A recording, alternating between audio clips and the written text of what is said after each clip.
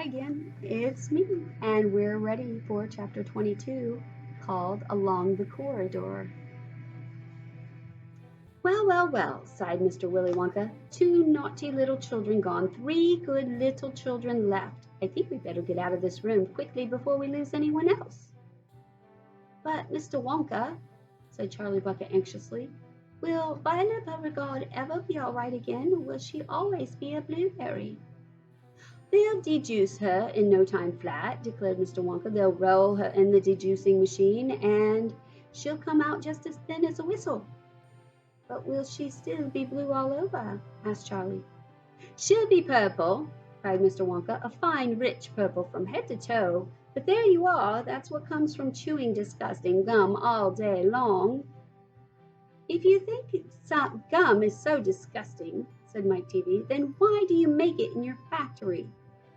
I do wish you wouldn't mumble, said Mr. Wonka. I can't hear a word you're saying. Come on, off we go. Hurry up, follow me. We're going into the corridors again. And so saying, Mr. Wonka scuttled across the far end of the inventing room and went out through the small secret door hidden behind a vast lot of pipes and stoves. The 3 remaining children, Veruca Salt, Mike TV, and Charlie Bucket, together with their 5 remaining grown-ups, followed after him.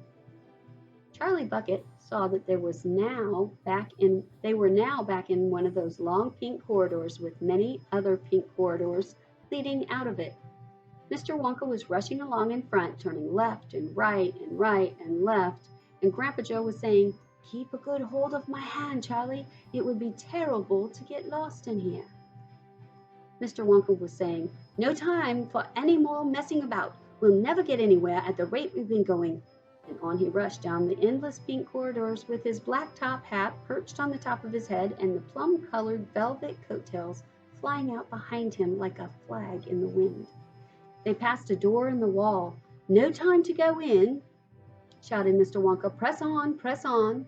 They passed another door and then another and another. There were doors every 20 paces or so along the corridor now, and they all had something written on them, and strange clanking noises coming from behind several of them. And delicious smells come wafting through the keyholes, and sometimes little jets of colored steam shot out from the cracks underneath.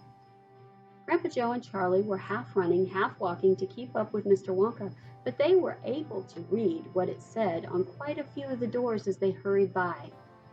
"Edible marshmallow pillows," it said on one. "Marshmallow pillows are terrific," shouted Mr. Wonka as he dashed by.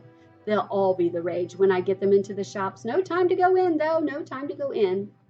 "Lickable wallpaper for nurseries," it said on the next door. "Lovely stuff, lickable wallpaper," cried Mr. Wonka, brushing past.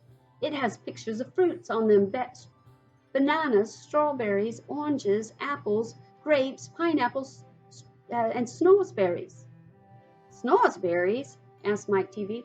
"Don't interrupt," said Mr. Wonka. "The wallpaper has pictures of all the fruits printed on it, and when you lick the picture of the banana, it tastes like a banana. When you lick a strawberry, it tastes like a strawberry, and when you lick a snoresberry, it tastes just like a snoresberry." "What does a snoresberry taste like?" "You're mumbling again," said Mr. Wonka. "Speak louder next time. On we go. Hurry up."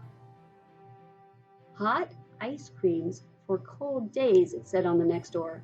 "Extremely useful in the winter," said Mr. Wonka, rushing on. "Hot ice cream warms you up in no end in freezing weather. I also make hot ice cubes for putting in hot drinks. Hot ice cubes make hot drinks hotter." "Cows that give chocolate milk," it said on the next door.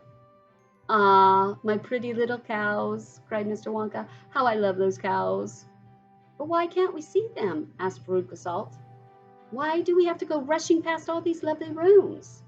"We shall stop in time," called Mr. Wonka. "Don't be so madly impatient." "Fizzy lifting drinks," it said on the next door. "Oh, those are fabulous," cried Mr. Wonka. "They fill you with bubbles, and the bubbles are full of a special kind of gas, and this gas is so terrifically lifting that it lifts you right off the ground like a balloon, and up you go until your head hits the ceiling, and there you stay." "But how do you come down again?" asked little Charlie. You do a burp, of course, said Mr. Wonka. You do a great big long rude burp, and up comes the gas and down comes you. But don't drink it outdoors. There's no knowing how high you'll be carried up if you do that. I gave some to old Oompa Loompa once out in the backyard, and he went up and up and up and disappeared out of sight. It's very sad. I never saw him again. He should have burped, Charlie said.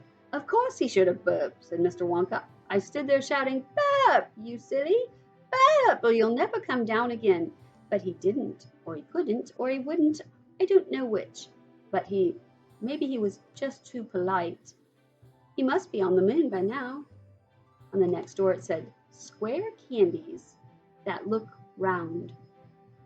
Wait, cried Mr. Wonka, skidding to a sudden halt.